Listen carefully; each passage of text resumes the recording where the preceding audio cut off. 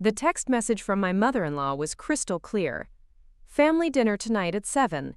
Katie, you should rest upstairs. We don't want you overexerting yourself.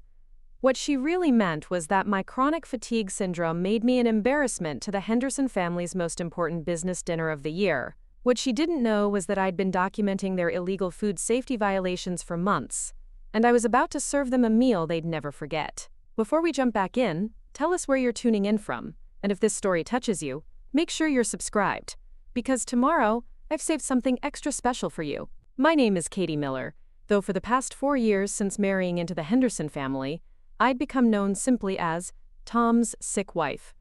The woman who disappeared into the upstairs bedroom whenever company came over. The one whose chronic fatigue syndrome was whispered about in hushed tones, as if speaking too loudly about my condition might make it contagious. The family invalid who couldn't possibly contribute anything meaningful to Henderson's home cooking, the catering empire that had fed Columbus, Ohio's corporate elite for over 2 decades. But that's not who I really was, and it certainly wasn't who I used to be. Before my diagnosis changed everything, I was Katherine Miller, Senior Food Safety Inspector for the Ohio Department of Health. I'd spent 8 years walking into commercial kitchens across 3 counties, wielding a clipboard and a thermometer like weapons of justice. Restaurant owners would go pale when they saw my government-issued badge.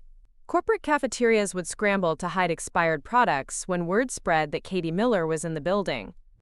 I knew every health code by heart, every temperature requirement, every proper procedure for preventing foodborne illness. My reputation for thoroughness was legendary. I once shut down a popular downtown bistro for storing raw chicken above prepared salads, a violation so basic it made the local news. Then came the fatigue that wouldn't lift, the muscle pain that seemed to seep into my bones, the cognitive fog that made even simple tasks feel like climbing mountains. Chronic fatigue syndrome, the doctors said.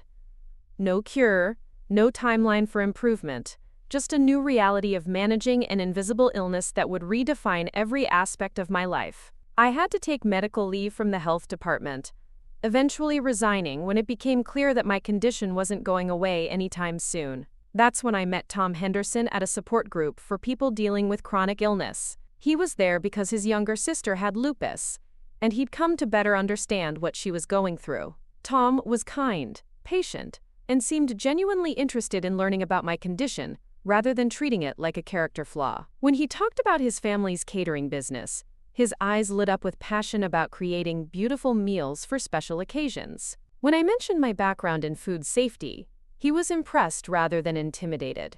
During our courtship, Tom presented me to his family as a former health inspector who could help ensure their operation met the highest standards. His mother, Linda Henderson, had smiled politely and made all the right sounds about how wonderful it would be to have someone with my expertise around. His father, Bill, had even joked about having their own personal health inspector to keep them honest. It felt like acceptance, like I could be valuable to this family in a way that went beyond just being Tom's girlfriend. The Henderson farmhouse sat on 12 acres just outside Columbus, a sprawling property that had been in the family for 3 generations. The main house was a beautiful old colonial, with wide front porches, and original hardwood floors throughout. But the real heart of the operation was the commercial kitchen they'd built in the converted barn, a massive space with industrial ovens, walk-in coolers, and prep areas that could handle events for up to 500 people. From my bedroom window on the 2nd floor of the main house, I had a perfect view of the entire operation. In the beginning, Tom's family had made genuine efforts to include me. Linda would ask my opinion on new recipes, and Bill would joke about having me inspect their kitchen to make sure they were following proper protocols. But as my condition worsened and my good days became fewer and farther between, their attitude began to shift. The requests for my professional input stopped coming. Family discussions about business decisions happened when I was resting. Social events were planned around my absence. The change was gradual enough that I almost didn't notice it happening. A comment here about not wanting to tire me out. A suggestion there that I might be more comfortable staying home. The family dinners that slowly stopped, including me, because my presence might make other guests uncomfortable with my health situation. Before long, I'd become a ghost in their house, present but invisible, acknowledged but not included. Tom tried to defend me at first, but his resistance weakened over time. His family had a way of making their disapproval known without ever saying anything directly confrontational. A sigh when my name came up. A pause before reluctantly setting an extra place at the table. Comments about how challenging it must be for him to have a wife who couldn't contribute to the family business. Eventually, it became easier for everyone if I just stayed upstairs during important events. But here's what the Henderson family never understood about chronic fatigue syndrome. It affects your energy, not your intelligence. Just because I spent most days in bed didn't mean I'd stopped being a food safety expert. If anything, having long hours with nothing to do but rest had given me plenty of time to observe their operation from my bedroom window. And what I'd been observing for the past year had made my former inspector's blood run cold. The violations started small. Employees not washing their hands between tasks. Food being left out at unsafe temperatures during prep. Cross-contamination between raw and cooked items that should have been kept completely separate. I told myself these were just occasional oversights, the kind of minor issues that happen in any busy kitchen. But as I continued watching, patterns emerged that suggested something much more serious than occasional carelessness. I started keeping notes, initially just out of professional habit. Temperature readings when I saw food sitting out too long. Times and dates when I witnessed improper storage procedures. Photos taken discreetly from my window when the violations were particularly egregious. What began as idle documentation grew into a comprehensive file that painted a disturbing picture of systematic food safety negligence. The expired ingredients were the worst part. From my window, I could see the dumpster where they threw away packaging, and I'd started checking expiration dates on the discarded containers during my rare ventures outside for fresh air. Dairy products used weeks past their expiration dates. Meat that should have been discarded still being incorporated into dishes for paying customers. Canned goods with dents and rust that would have failed any health inspection. I tried raising my concerns delicately at first. During a rare family dinner where I'd been feeling well enough to join them, I mentioned seeing some questionable practices and offered to help implement better safety protocols. Linda had smiled tightly and assured me that they'd been in business for 20 years without any problems. Bill had chuckled and said they didn't need a health inspector looking over their shoulders in their own kitchen. Tom had squeezed my hand under the table and later suggested that maybe I was being overly cautious because of my professional background. The message was clear. My expertise wasn't welcome, and my concerns weren't valid. I was just the sick wife who spent too much time looking out windows, seeing problems that didn't really exist. But the problems did exist, and they were getting worse.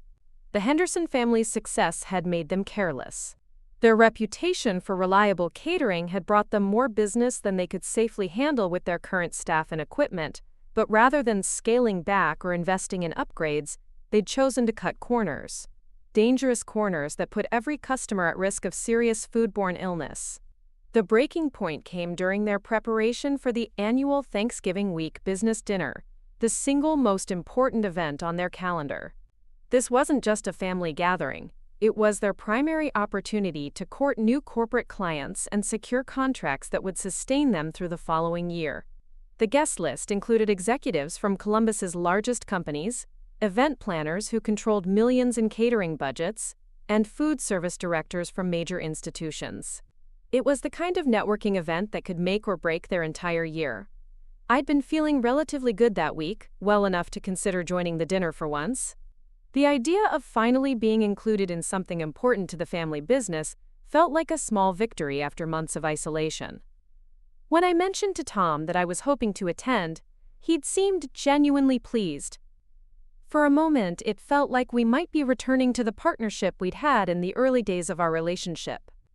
But that hope was shattered when I overheard Linda's phone conversation with her sister the next morning. I wasn't trying to eavesdrop. The old farmhouse had thin walls, and Linda's voice carried clearly from the kitchen to my bedroom directly above. "No, don't set a place for Katie," she was saying, her tone matter-of-fact. "She's been having one of her episodes lately. Too sick to be around people, you know how it is. We can't risk her condition affecting our professional image tonight." The words hit me like a physical blow. My condition. As if chronic fatigue syndrome was something shameful that needed to be hidden from their business associates. As if my presence at their table would somehow contaminate their precious networking event. But it was the phrase, professional image, that really stung. For 4 years I'd watched them cut corners, ignore safety protocols, and serve potentially dangerous food to paying customers. Their professional image was built on practices that would have resulted in immediate closure if subjected to a proper health inspection. Yet somehow, my medical condition was the threat to their reputation. I lay in bed that morning, staring at the ceiling, feeling that familiar combination of hurt and anger that had become my constant companion. But this time, something was different. This time, the anger burned hotter than the hurt. They wanted to exclude me because I was too sick to maintain their professional image. Preparing and narrating this story took us a lot of time, so if you are enjoying it, subscribe to our channel. It means a lot to us. Now back to the story. Fine. But I was about to give them a very different kind of professional image problem. The irony wasn't lost on me. They were worried about my condition affecting their dinner, but they should have been worried about their kitchen conditions affecting their guests. As I watched the prep work begin in the barn kitchen below, I saw all the same violations I'd been documenting for months. Expired dairy being incorporated into their signature dishes, meat stored at unsafe temperatures, cross-contamination between raw and cooked items, food left sitting out far longer than health codes allowed. Tonight's dinner wasn't just a networking event. It was a potential public health disaster waiting to happen. And the family that considered me too sick to attend was about to serve potentially contaminated food to Columbus's business elite. That's when I realized I had a choice to make. I could continue being the invisible invalid, watching from my window as they put people at risk while excluding me from their success.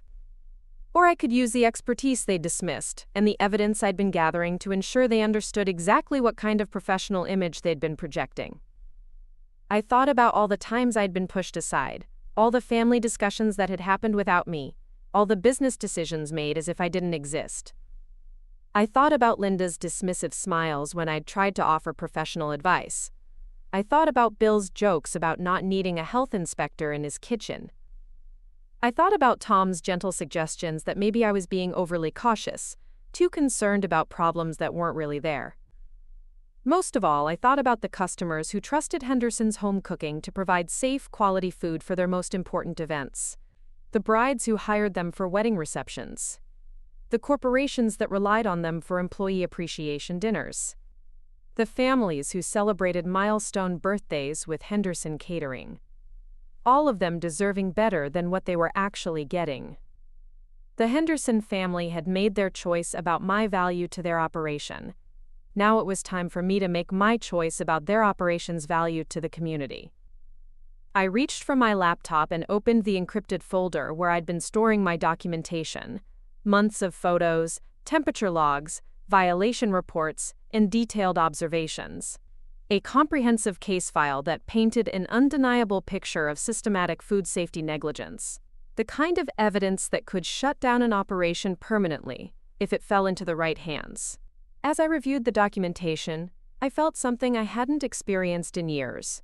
The satisfaction of being very good at my job. Chronic fatigue syndrome might have taken away my energy, but it hadn't taken away my expertise. I was still the inspector who had once made restaurant owners tremble. I still knew every health code, every proper procedure, every standard that Henderson's home cooking was failing to meet. They thought I was too sick to contribute to their business dinner. They were about to discover that I was exactly healthy enough to contribute to their business disaster. The question wasn't whether I had enough evidence to cause problems for them. The question was how much damage I was willing to inflict, and whether I was prepared for the consequences of using my knowledge as a weapon rather than a tool for improvement. As I sat in my bedroom, looking down at the kitchen where they were preparing for their most important night of the year, I realized that the Henderson family had given me exactly the motivation I needed to find out. The next morning brought an unexpected visitor that would change everything. I was lying in bed, still processing the emotional aftermath of Linda's cruel dismissal, when I heard a familiar voice downstairs talking to Tom. My heart skipped a beat as I recognized the warm, professional tone of Janet Rodriguez, my former colleague from the Ohio Department of Health. Janet had been more than just a coworker during my 8 years as a food safety inspector. She'd been my mentor when I first started, teaching me not just the technical aspects of health code enforcement, but the diplomatic skills needed to work with restaurant owners and managers. We developed a friendship that went beyond professional boundaries, often grabbing coffee after particularly challenging inspections to decompress and share war stories from the field. When my chronic fatigue forced me to leave the department, Janet had been one of the few people who truly understood the loss I was experiencing. I could hear Tom's voice, polite but slightly strained, explaining that I was having a difficult week and might not be up for visitors. The protective instinct was sweet, but unnecessary. If anything, seeing Janet might be exactly what I needed right now. I managed to get myself dressed and made my way slowly downstairs, holding onto the banister more than I liked to admit. Janet's face lit up when she saw me, though I didn't miss the quick assessment her trained eye made of my appearance. As a health inspector, you learn to notice details quickly, and I could tell she was cataloging the weight I'd lost, the exhaustion that seemed to radiate from my posture, the careful way I moved to conserve energy. But her smile remained warm and genuine, free of the pity or discomfort that so many people displayed when confronted with chronic illness. "Katie, you look like you could use some fresh air," she said diplomatically. "Mind if we sit on the porch for a few minutes? I have something I wanted to discuss with you." Tom hovered nearby, clearly uncertain about whether he should stay or give us privacy. Janet solved the dilemma by suggesting he might want to check on the kitchen preparations, since she could smell something delicious coming from the barn. The comment was innocent enough, but I caught the slight emphasis she placed on the word kitchen, and my inspector instincts immediately went on alert. Once we were settled on the front porch, Janet's demeanor shifted subtly from friendly visit to professional consultation. She pulled out a small notebook, the same type we'd both carried during our inspection days, and I felt a familiar thrill of recognition. "Katie, I'm going to be direct with you because I know you'll appreciate honesty," she began, her voice taking on the tone she'd always used when discussing serious violations. "We've been receiving complaints about a catering operation in this area, Henderson's Home Cooking. Anonymous tips about questionable food safety practices, concerns about temperature control, suggestions that someone should take a closer look at their operation." My heart began beating faster, though I kept my expression neutral. "What kind of complaints?" Janet flipped through her notebook, reading from entries I couldn't see. Expired ingredients being used in prepared foods. Improper storage temperatures in refrigeration units. Cross-contamination between raw and cooked items. Employees not following proper sanitation procedures. She looked up at me meaningfully. "The complaints are very detailed, very specific. The kind of information that could only come from someone with professional knowledge of health code requirements." I felt a mixture of relief and apprehension wash over me. Relief that someone else had noticed the problems I'd been documenting. Apprehension about how much Janet might suspect about my involvement in those anonymous complaints. "That's concerning," I said carefully. "Have you been able to investigate?" Janet's expression grew troubled. "That's the issue. We've conducted 3 unannounced inspections over the past 6 months, and each time we've found the operation in perfect compliance. Temperatures properly maintained, ingredients fresh and properly dated, all protocols being followed to the letter. Either they're incredibly lucky with timing, or someone is tipping them off about our visits." The implications hit me immediately. Of course, the Henderson family would have connections in the local government offices. Bill had been involved in county politics for years, serving on various business development committees and maintaining relationships with officials across multiple departments. It wouldn't be difficult for him to get advance notice of health inspections, giving them time to clean up their act temporarily. "But here's the interesting thing," Janet continued, her voice dropping to the confidential tone she'd always used when sharing sensitive information. "The anonymous complaints haven't stopped. In fact, they've become more frequent and more detailed over the past month. Someone is watching this operation very closely, documenting everything with the kind of thoroughness that suggests professional training." She paused, studying my face carefully. "Katie, I know this is a difficult situation. I know you're dealing with your health issues, and I know this is your husband's family business. But if you've observed anything that concerns you, anything that might put public safety at risk, I need you to tell me." The moment of truth had arrived sooner than I'd expected. I could continue pretending ignorance, protecting the family that had excluded me from their most important event. Or I could trust the colleague who had always respected my professional judgment, who understood that food safety wasn't about personal vendettas but about protecting the public. I made my decision.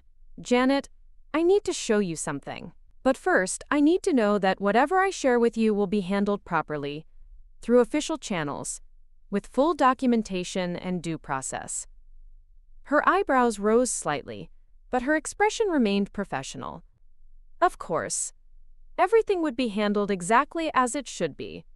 I stood carefully, my energy already flagging from the conversation, but my resolve strengthening with each word. Give me a few minutes to gather some materials. And Janet?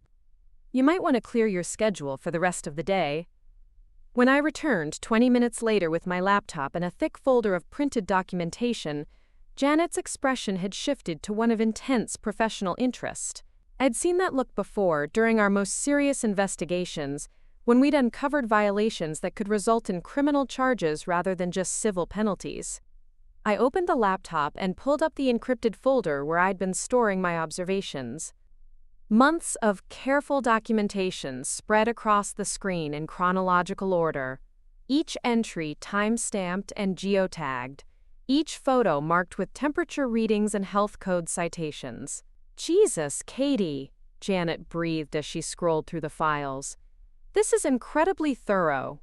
How long have you been documenting all of this? 14 months, I replied, watching her face as she absorbed the scope of what I'd collected. It started as casual observation, just professional habit from my bedroom window, but the patterns became too obvious to ignore.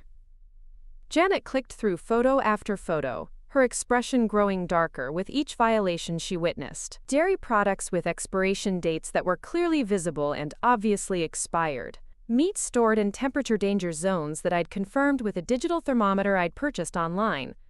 Raw chicken being prepared on the same surfaces used for ready-to-eat items without proper sanitization between uses. This is systematic negligence, she said quietly, her voice carrying the weight of professional judgment. This isn't a few isolated incidents or occasional oversights. This is a pattern of willful disregard for basic food safety protocols. I nodded, feeling validation for the first time in months. The worst part is that I tried to address it diplomatically. I offered to help them implement better procedures, suggested simple changes that would bring them into compliance, but they made it clear that my input wasn't welcome. Janet looked up from the laptop, her expression sympathetic but determined. Katie, this documentation is solid enough to support immediate action. But I need to ask you directly, are you prepared for the consequences of moving forward with this? This isn't just about health code violations anymore. With this level of systematic non-compliance, we're looking at potential criminal charges for willful endangerment. The question forced me to confront the full reality of what I was setting in motion. This wasn't just about getting revenge for being excluded from a dinner party. This was about potentially destroying the business that Tom's family had built over 2 decades, the source of income that supported not just the immediate family but several employees and their families as well. But then I thought about the guests who would be attending tonight's dinner. Executives and business leaders who trusted Henderson's home cooking to provide safe, quality food for their most important events. People who had no idea they were about to consume potentially dangerous meals prepared with expired ingredients and improper safety protocols. I thought about all the other customers over the past 14 months who had unknowingly eaten contaminated food. The wedding receptions, corporate events, and family celebrations that could have resulted in serious illness or worse. The trust that had been systematically violated every time the Henderson family chose convenience over safety. I'm prepared, I said firmly. But I want to make sure this is handled properly. No advance warnings, no opportunities for them to clean up their act temporarily. And I want to be present during the inspection, if possible. They've dismissed my expertise for 4 years. I want them to see exactly how valuable that expertise really is. Janet nodded approvingly. We can arrange that. Given your professional background and the fact that you've been living on the premises, your presence during the inspection would actually be beneficial. You can point out specific areas of concern and provide context for the violations we observe. She closed the laptop and gathered the printed documentation I'd provided. Katie, I have to say, this is some of the most comprehensive pre-investigation work I've ever seen. You've essentially built an airtight case that would stand up in court if necessary. The praise felt better than any recognition I'd received from the Henderson family in 4 years of marriage. This was what I'd been trained to do, what I was genuinely good at, what gave my life meaning and purpose. Chronic fatigue syndrome might have changed my capacity for work, but it hadn't changed my fundamental skills or professional judgment. "When do you want to move forward?" I asked, though I already suspected I knew the answer. Janet checked her watch and smiled grimly. "How about this afternoon? I understand there's a major catering event being prepared for tonight. Perfect timing to observe their practices under pressure, when they're most likely to cut corners." The irony was perfect. The business dinner they'd excluded me from attending would become the catalyst for their downfall. The professional image they'd been so concerned about protecting would be destroyed by their own unprofessional practices. As Janet prepared to leave, she turned back to me with an expression of genuine concern. "Katie, I need you to understand that once we begin this process, there's no going back. The health department investigation will be thorough and public. There will likely be media attention, especially given the prominence of tonight's guest list. Your role in providing the initial documentation will probably become known." I considered this warning carefully. Tom would be devastated. Linda and Bill would be furious. The entire Henderson family would see me as a traitor who had destroyed their livelihood out of spite. My marriage might not survive the fallout, but then I thought about the respect in Janet's voice when she called my documentation comprehensive. I thought about the validation of having my professional concerns taken seriously for the first time in years. I thought about the public safety issues that would continue if nothing changed. Most importantly, I thought about who I really was underneath the label of sick wife. I was Katherine Miller, former senior food safety inspector for the Ohio Department of Health. I was someone who had dedicated her career to protecting people from exactly the kind of negligence I'd been documenting. Chronic fatigue syndrome might have changed my circumstances, but it hadn't changed my core values or professional responsibilities. "I understand," I told Janet. "And I'm ready." After she left, I sat on the porch for a long time, watching the frantic activity in the barn kitchen as the Henderson family prepared for their most important night of the year. Tom moved between the main house and the kitchen, coordinating details and managing the controlled chaos that always preceded major events. Linda barked orders at the staff, her voice carrying across the yard with its familiar tone of barely controlled stress. Bill supervised the setup of tables and decorations, determined that every detail would reflect the family's commitment to excellence. None of them had any idea that their world was about to change forever. None of them suspected that the woman they'd dismissed as too sick to contribute was orchestrating their downfall from her bedroom window. I felt a complex mixture of emotions as I watched them work: sadness for the relationships that would be damaged, guilt for the employees who would lose their jobs, anxiety about the personal consequences I would face. But underneath it all was a sense of righteous purpose that I hadn't felt since my diagnosis forced me to leave the health department. For 4 years, I'd allowed myself to be diminished. I'd accepted their characterization of me as an invalid whose opinions didn't matter. I'd internalized their dismissal of my expertise and started to believe that my professional knowledge was no longer valuable. But watching Janet's reaction to my documentation had reminded me of who I really was.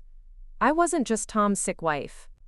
I wasn't just a burden that the Henderson family had to tolerate. I was a skilled professional who had identified serious public safety issues and taken appropriate action to address them. The Henderson family had made their choice about my value to their operation. They decided I was too sick to be included in their success.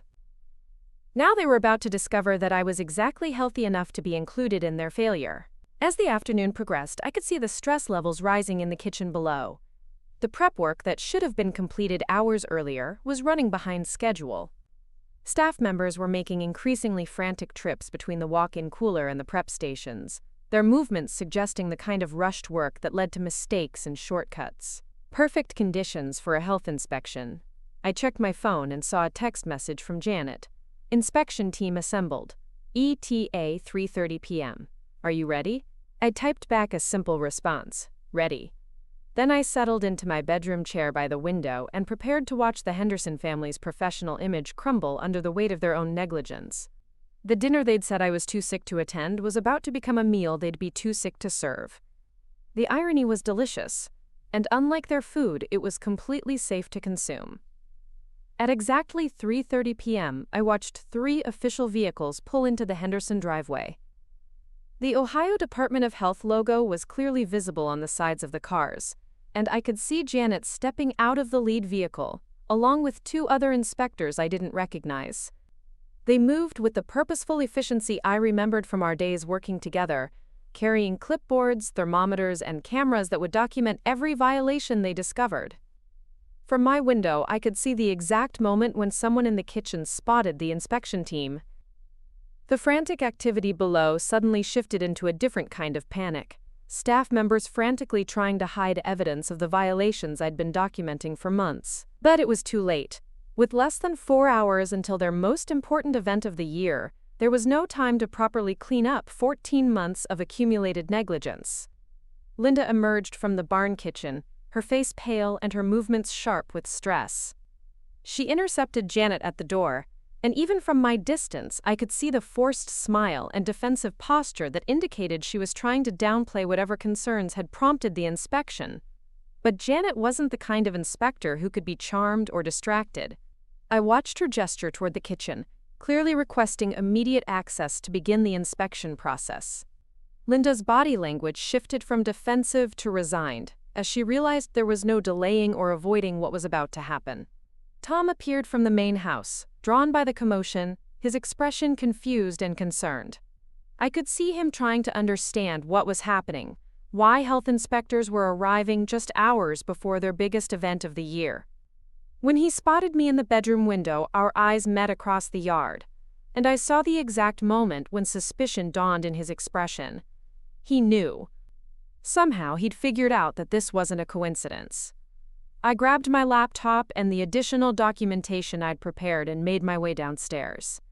If I was going to do this, I was going to do it properly. The Henderson family was about to learn exactly what it meant to have a real food safety expert in their midst, even if she was too sick to attend their dinner parties. As I stepped outside to join the inspection, I felt stronger than I had in months. Not physically stronger. My energy levels remained frustratingly low, but mentally and professionally stronger. For the first time since my diagnosis, I was operating in my area of expertise again. I was being useful in a way that mattered. The Henderson family had spent 4 years treating me like an invalid, whose professional knowledge was irrelevant. They were about to discover that their sick family member was the most dangerous person they'd ever underestimated. Walking across the yard toward the barn kitchen felt like stepping back into my former life, except this time the stakes were intensely personal. Janet noticed me approaching and gave a subtle nod of acknowledgement, her professional demeanor intact but her eyes conveying understanding of what this moment meant for me.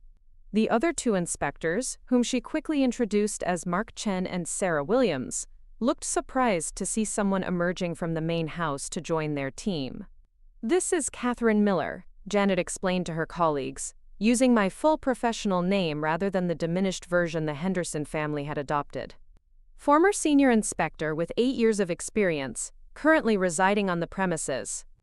She's been observing operations and has valuable insights to share." The transformation in how I was being addressed felt profound. Not Tom's sick wife, not the family invalid, but Katherine Miller, professional colleague.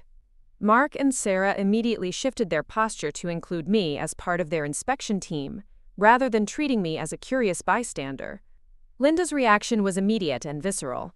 Her carefully composed hostess expression cracked, revealing a mixture of shock, betrayal, and growing panic. "Katie, what are you doing? Why are you with them?"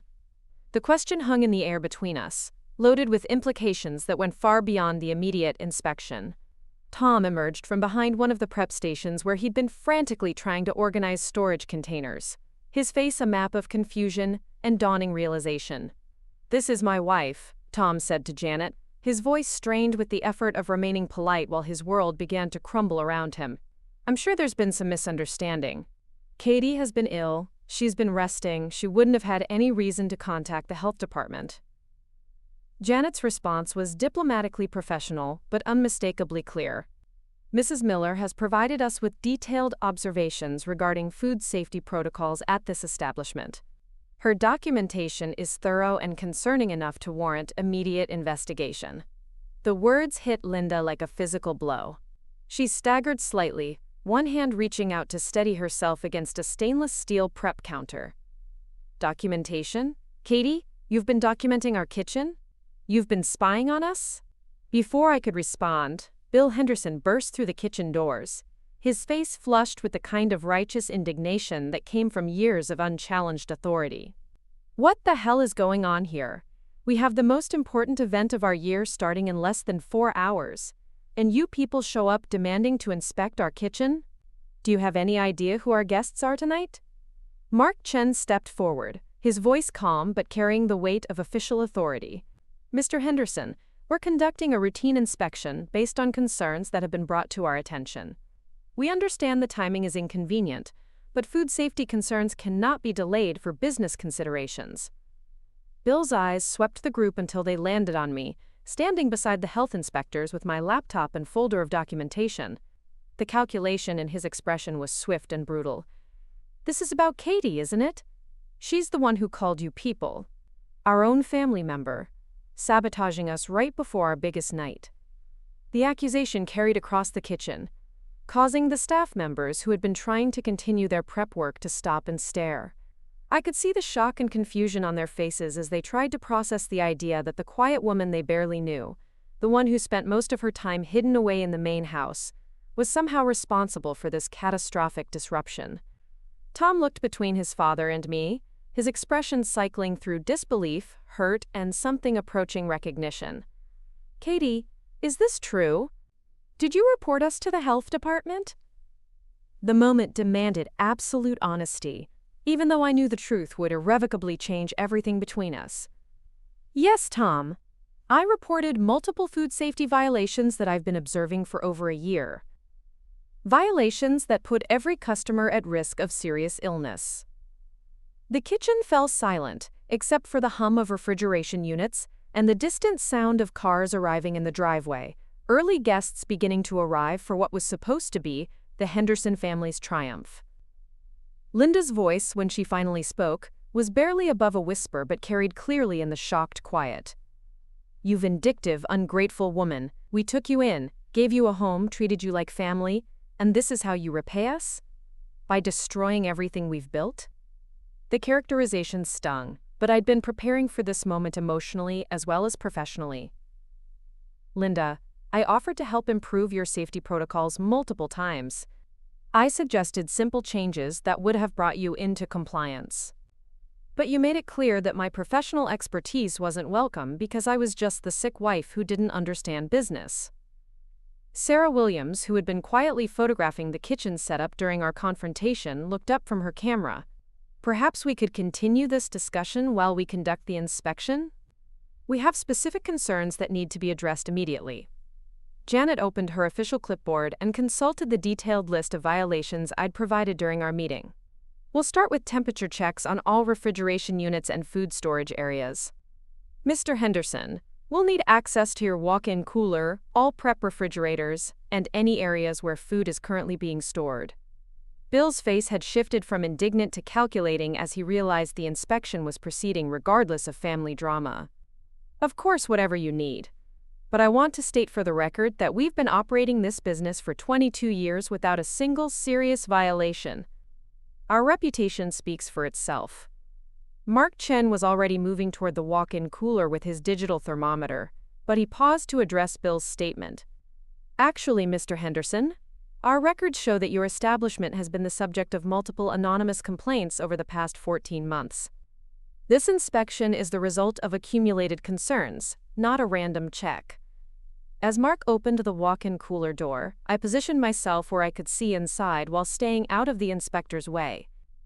Even from my limited vantage point, I could see containers of dairy products that I knew from my documentation were weeks past their expiration dates.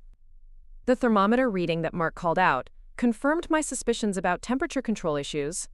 Current temperature 45 degrees Fahrenheit, Mark announced, making notes on his clipboard. Acceptable range for dairy storage is 38 to 40 degrees maximum. Sarah was simultaneously checking the preparation refrigerators along the wall, her expression growing more serious with each reading. Prep Unit 1 reading 43 degrees. Prep Unit 2 reading 46 degrees. Prep Unit 3 reading 48 degrees. The temperature violations were just the beginning. As the inspectors worked methodically through the kitchen, they uncovered every issue I'd been documenting with the thoroughness I'd hoped for. Expired ingredients that should have been discarded weeks ago. Cross-contamination between raw and cooked food preparation areas. Inadequate hand-washing facilities for the size of the operation. Tom stood frozen near the central prep island, watching his family's business being systematically dismantled by official documentation.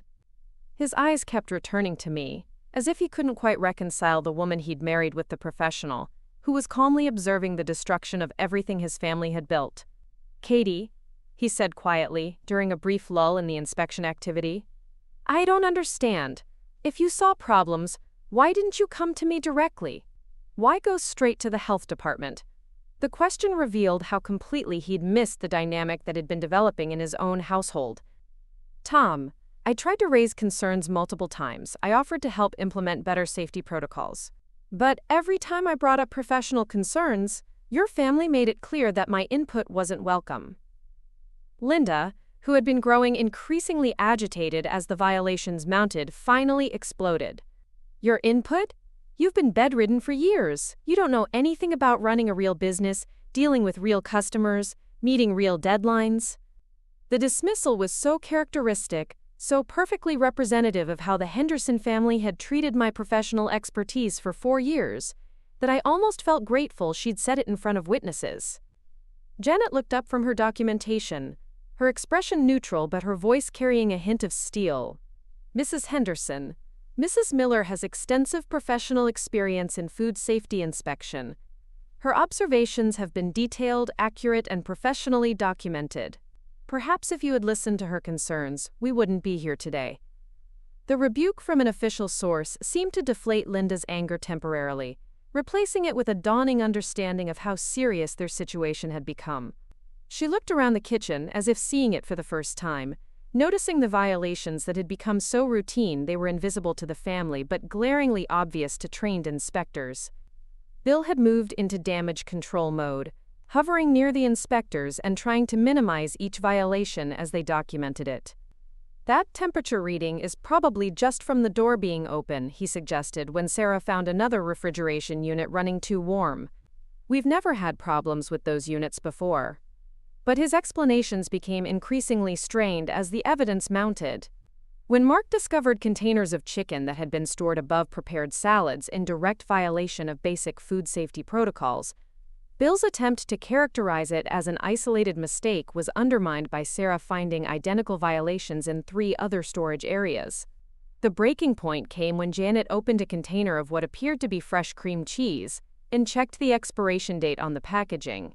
"This product expired 3 weeks ago," she announced, photographing the container and its contents. "It's currently being used in food preparation for tonight's event." The violation was so egregious, so fundamentally dangerous, that even Bill couldn't attempt to explain it away.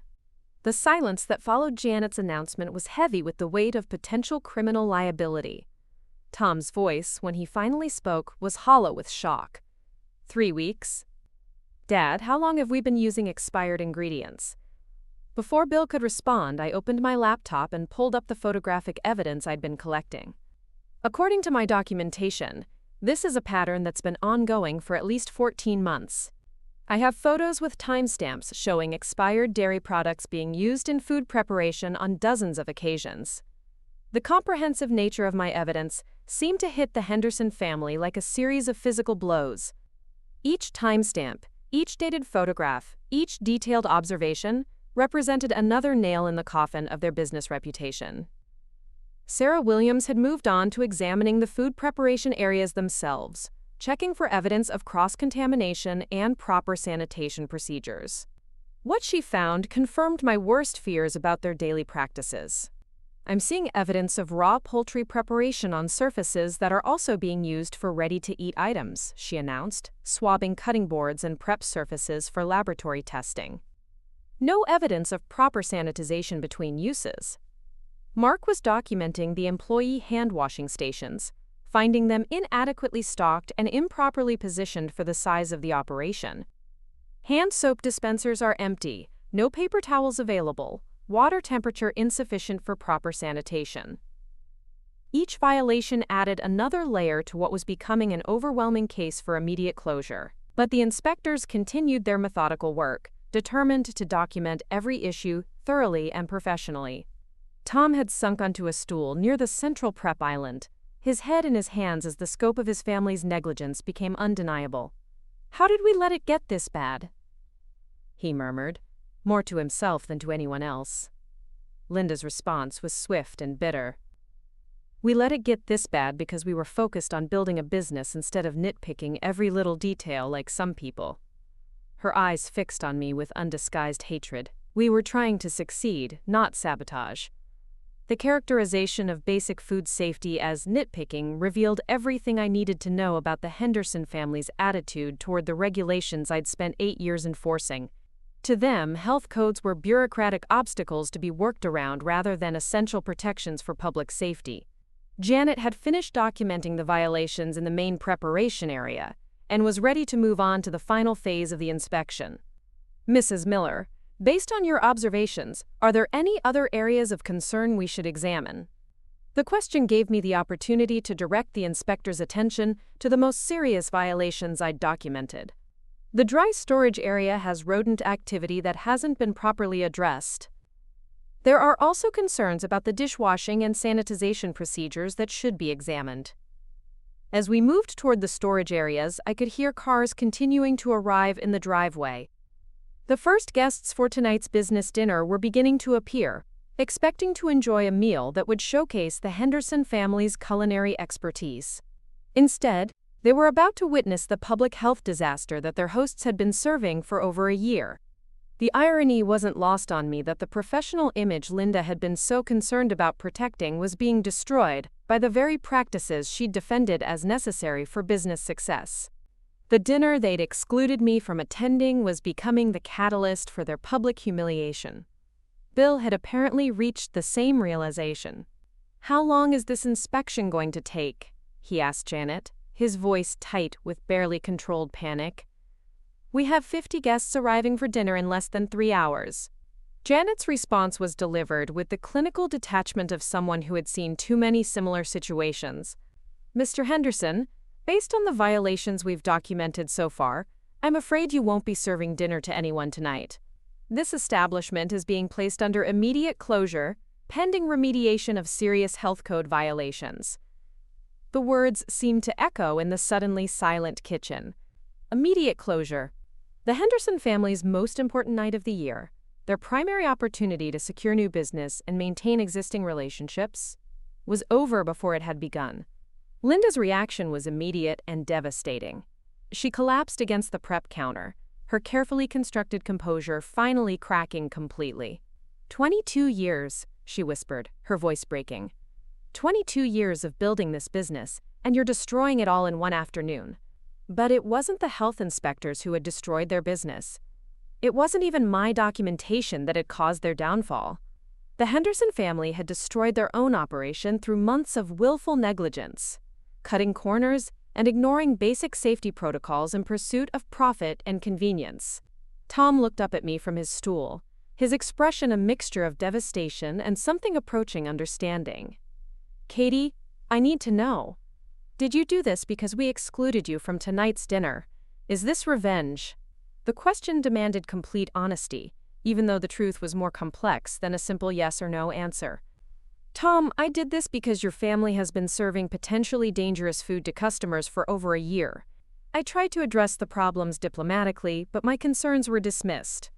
Tonight's dinner exclusion was just the final confirmation that my professional expertise would never be respected or valued by your family." As if summoned by the mention of tonight's guests, we could hear voices from the driveway as more cars arrived. Business leaders and potential clients were gathering for an event that would never happen. expecting a showcase of culinary excellence that would instead become a public demonstration of health code violations. Janet was preparing the official closure notice that would be posted on the kitchen entrance, while Mark and Sarah finished photographing the evidence that would support potential criminal charges. The thoroughness of their documentation matched my own, ensuring that every violation would be properly recorded and legally defensible. The Henderson family's professional image, the reputation they'd built over 2 decades, was crumbling in real time.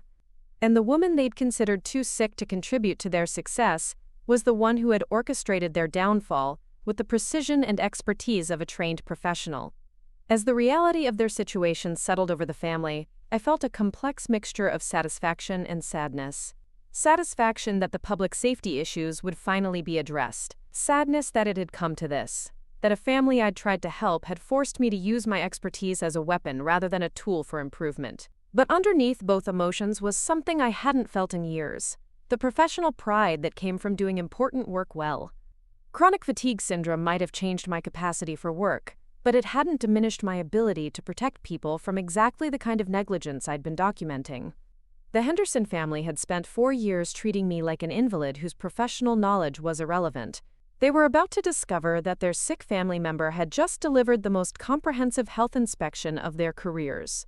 The official closure notice that Janet posted on the barn kitchen door was a stark white document that seemed to glow against the weathered wood. Its bold red lettering announcing to the world that Henderson's home cooking was no longer authorized to serve food to the public. The legal language was clinical and precise, but the implications were devastating. Immediate cessation of all food service operations. Mandatory remediation of health code violations before reopening could be considered. Potential criminal investigation pending review of evidence. As the inspectors packed up their equipment and prepared to leave, a steady stream of luxury vehicles continued arriving in the Henderson driveway. Corporate executives, event planners, and potential clients emerged from their cars dressed in business attire, expecting an evening of networking and culinary excellence.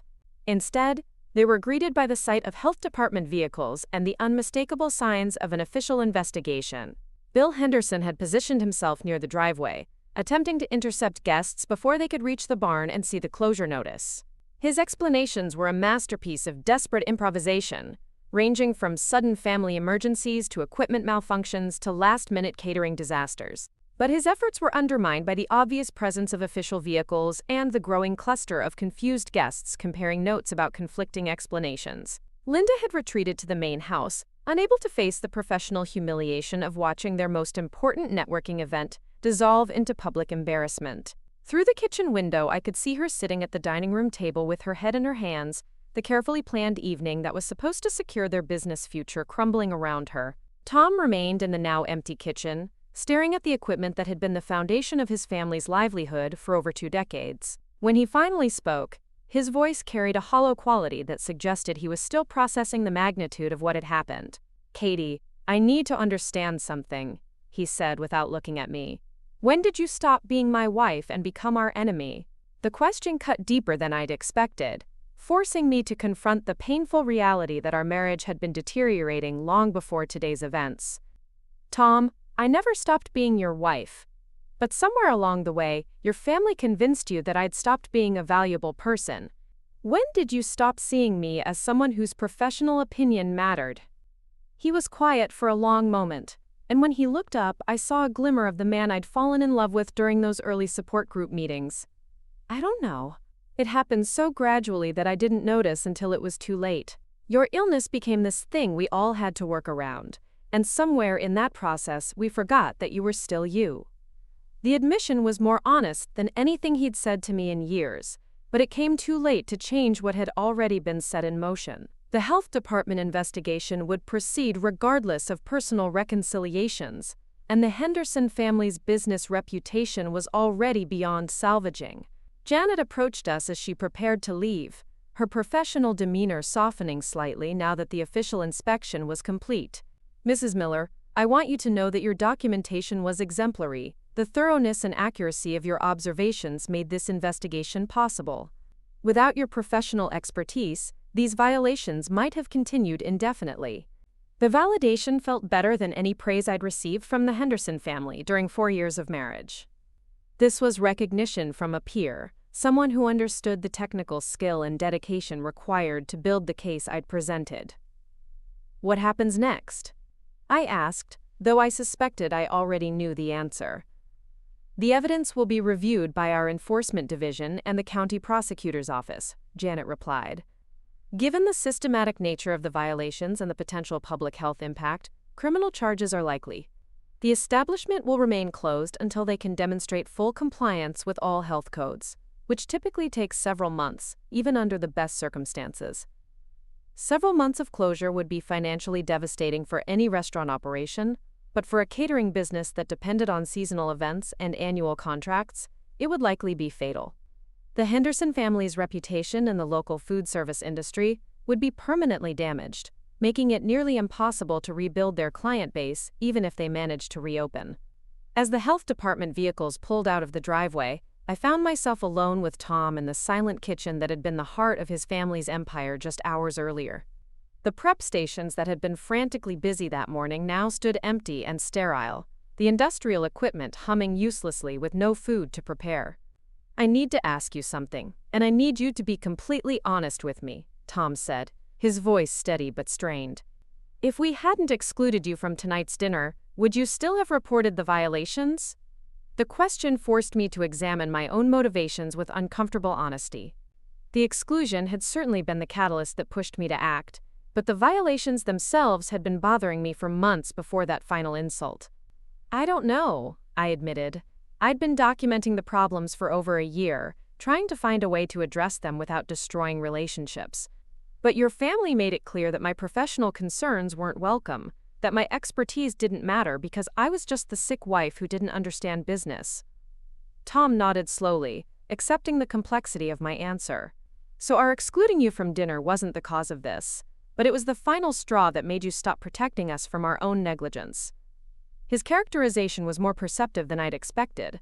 That's probably accurate. I'd been trying to balance my professional responsibilities with my loyalty to your family. But when Linda made it clear that I was too sick to maintain your professional image, I realized I was protecting people who would never protect me. The conversation was interrupted by Bill's return to the kitchen, his face flushed with exertion and embarrassment from his futile attempts to salvage the evening. His earlier bluster had been replaced by a defeated weariness that aged him visibly. 53 guests, he announced to no one in particular. 53 of the most important business contacts in Central Ohio, and we had to send them all home with excuses about equipment failures. He looked directly at me, his expression a mixture of anger and grudging respect. "I hope you're satisfied with what you've accomplished." The accusation hung in the air between us, loaded with implications about family loyalty and personal vendettas. But I'd spent months preparing for this moment emotionally as well as professionally, and I was ready with my response. "Bill, I'm satisfied that customers won't be served expired dairy products anymore. I'm satisfied that raw chicken won't be prepared on the same surfaces as ready-to-eat foods. I'm satisfied that 53 business leaders won't get food poisoning from your careless kitchen practices." My response seemed to deflate his anger temporarily, replacing it with the uncomfortable recognition that the violations were real and serious regardless of family politics. Linda emerged from the main house as the last of the confused guests departed, her composed facade completely abandoned. She moved across the yard with the unsteady gait of someone whose world had been fundamentally altered in the space of a few hours. 22 years, she said as she entered the kitchen, her voice barely above a whisper. 22 years of building our reputation, and it's gone. All of it, gone. The grief in her voice was genuine and heartbreaking, but it was grief for the wrong loss. She was mourning the destruction of their business reputation, while remaining oblivious to the public health disaster they'd been creating for months. "Linda," I said gently, "the reputation you're mourning was built on practices that could have killed someone. Your real loss isn't your business image, it's the fact that you forgot what integrity looks like in a professional kitchen." She turned to face me fully for the first time since the inspectors had arrived, her eyes red with unshed tears but still burning with resentment. "Don't you dare lecture me about integrity. You lived in our house, ate our food, and pretended to be part of our family while secretly building a case against us. What kind of integrity is that?" The accusation forced me to confront the most painful aspect of what I'd done. There was truth in her characterization. I had been documenting their violations while maintaining the facade of family loyalty. But the alternative had been to remain silent while they continued endangering public safety. Linda, I tried to address these problems through family channels first. I offered to help implement better safety protocols. I suggested simple changes that would have brought you into compliance. But every time I raised professional concerns, you made it clear that my input wasn't welcome because I was just the sick wife who didn't understand real business. Tom had been listening to our exchange with growing agitation and finally interrupted. Stop. Both of you, just stop. We can assign blame and relitigate family dynamics later. Right now, we need to figure out how to move forward. His attempt at leadership was admirable, but came too late to change the fundamental reality of their situation. The health department investigation would proceed regardless of family reconciliation efforts, and the business damage was already beyond repair. Bill had been making phone calls during our confrontation, apparently trying to reach their insurance company and legal counsel. His expression when he returned suggested the news wasn't encouraging. Our liability insurance is suspended pending investigation, he announced. Our business license is revoked until we can demonstrate compliance. And our attorney says that with the evidence the health department collected today, criminal charges are almost certain. The scope of the consequences was beginning to register with the family. This wasn't just a temporary setback or a minor regulatory issue. The Henderson family catering business was effectively finished, and the legal ramifications could extend to personal liability for the family members involved in daily operations. Linda's response to this news was to turn her fury back toward me with renewed intensity. Are you happy now? Are you satisfied with destroying everything we worked for? Your revenge is complete. The characterization of my actions as revenge oversimplified the complex mixture of professional duty and personal hurt that had motivated me, but it also revealed how completely the Henderson family had missed the point of what had happened. Linda, this isn't revenge. This is what happens when you ignore basic food safety protocols for over a year. This is what happens when you prioritize profit over public health. This is what happens when you dismiss professional expertise, because it comes from someone you consider insignificant. My response seemed to penetrate her anger enough to force a moment of genuine reflection. For the first time since the inspection began, she looked at me as if seeing an actual person rather than just an obstacle to family harmony. You really believe we were endangering people, she said slowly, as if the concept was foreign to her understanding of their operation. Linda, you were serving expired dairy products to customers. You were preparing raw chicken on surfaces used for ready-to-eat foods. You were storing food at unsafe temperatures for extended periods. These aren't minor technical violations. They're practices that cause serious illness and sometimes death. The clinical description of their violations seemed to finally break through her defensive anger, revealing the underlying fear that came with understanding the true scope of their liability. Tom had been quietly processing the conversation, and when he spoke, his voice carried a weight of realization that suggested he was finally grasping the magnitude of what his family had been doing. Katie, when you were documenting all these violations, were you trying to protect us or build a case against us? The question cut to the heart of my internal struggle over the past year. Both, Tom. I was trying to protect your customers from dangerous food practices, and I was hoping to gather enough evidence to force your family to take my concerns seriously. I never intended for it to end like this. The admission was more vulnerable than I'd planned to be, but it was also completely honest. I'd been hoping for months that the Henderson family would recognize the severity of their violations and implement the changes necessary to ensure customer safety. But their continued dismissal of my expertise had left me with limited options. Bill had been listening to our exchange with growing understanding of how thoroughly his family had underestimated both the seriousness of their violations and my professional capabilities. Katie, if we had listened to you months ago, if we had implemented the changes you suggested, could we have avoided this? The question revealed a level of accountability I hadn't expected from him. Yes, Bill. The violations I documented today were preventable with basic safety protocols. If you had treated my concerns as legitimate professional observations rather than the complaints of a sick wife who didn't understand business, none of this would have been necessary. The truth of that statement seemed to settle over the family like a weight. Their dismissal of my expertise hadn't just cost them their business. It had turned a valuable resource into an adversary. The woman they'd considered too sick to contribute to their success had become the instrument of their downfall. Linda had moved to one of the prep station stools, her earlier fury replaced by exhausted defeat. What happens to us now? What happens to our employees? What happens to the clients who depend on us for their events? The questions revealed a dawning awareness of the broader consequences of their negligence. The Henderson family's legal and financial problems were just the beginning of the damage their violations had caused. "Your employees will file for unemployment and look for new jobs," I replied matter-of-factly. "Your clients will find new caterers and probably sue you for breach of contract. Your insurance company will likely deny coverage for claims related to your violations. And your family will spend the next several years dealing with criminal charges and civil lawsuits." The comprehensive nature of the consequences seemed to overwhelm Linda completely. She buried her face in her hands, her shoulders shaking with silent sobs that spoke to the complete destruction of everything she'd worked to build. Tom approached me as his family processed the magnitude of their situation, his expression a mixture of grief and something approaching understanding. "Katie, I know our marriage probably can't survive this, but I need you to know that I finally understand what we did to you.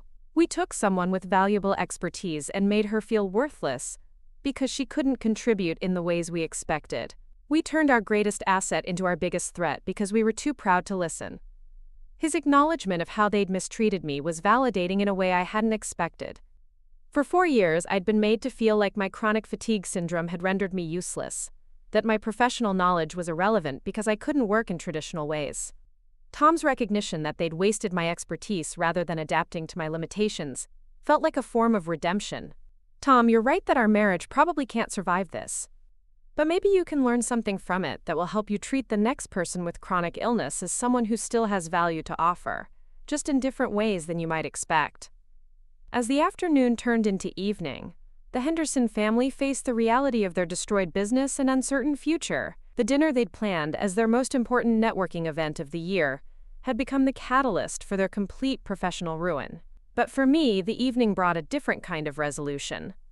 For the first time in 4 years, I'd operated as a professional rather than an invalid. I'd used my expertise to protect public safety, rather than being dismissed as someone too sick to contribute. I'd proven that chronic fatigue syndrome might limit my energy, but it hadn't diminished my capabilities or my value. 3 months later, I was sitting in a small office downtown with a brass nameplate on the door that read, "Katherine Miller, Food Safety Consulting." The Ohio Department of Health had offered me a part-time position reviewing cases and training new inspectors, work that accommodated my health limitations while utilizing my expertise. Additionally, I'd started my own consulting business helping restaurants and catering operations implement proper safety protocols. My first major client was Thompson Catering, Henderson's Home Cooking's former primary competitor. The irony wasn't lost on me that my professional reputation had been enhanced, rather than damaged by my role in the Henderson investigation. In the food service industry, being the expert who identified systematic violations was seen as a mark of competence, rather than betrayal. Tom and I had finalized our divorce amicably, both acknowledging that our relationship had been damaged beyond repair by years of accumulated resentment and misunderstanding.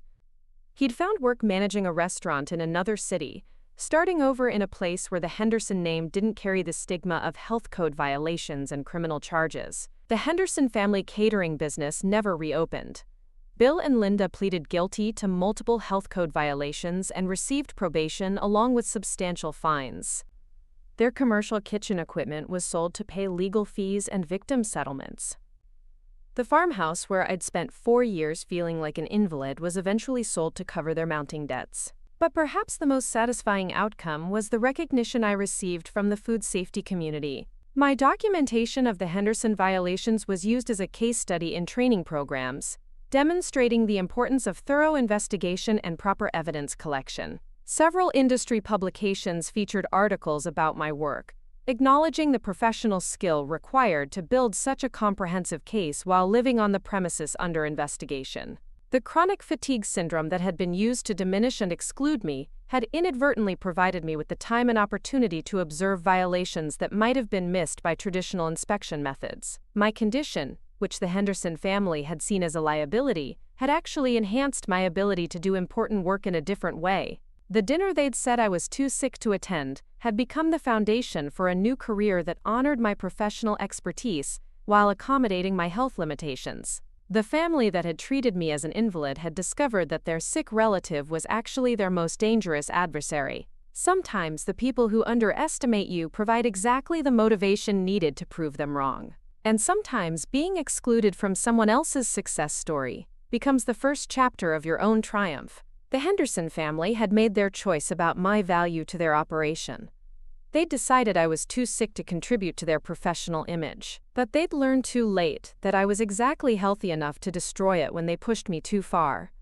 Their loss had become my gain in ways they never could have imagined. The expertise they'd dismissed had become the foundation for a new life, where my professional knowledge was respected and valued. The woman they'd considered too sick to matter had become someone who mattered very much indeed. 6 months after the health department investigation that destroyed the Henderson family business, I received an unexpected phone call that would fundamentally change my understanding of the events that had unfolded.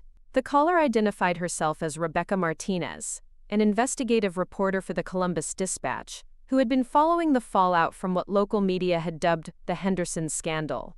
"Ms. Miller," she said, her voice carrying the professional tone of someone accustomed to discussing sensitive topics, "I've been researching the circumstances surrounding the closure of Henderson's home cooking, and I've discovered some information that I think you should know. Would you be willing to meet for coffee to discuss it?"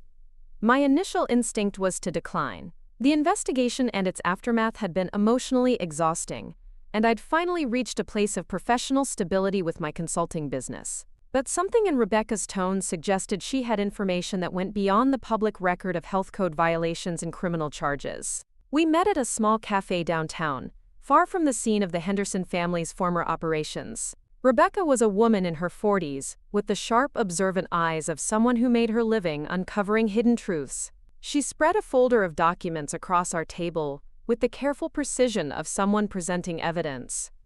"Ms. Miller, what I'm about to share with you isn't public knowledge yet, but it will be soon," she began, her voice lowered to ensure our conversation remained private.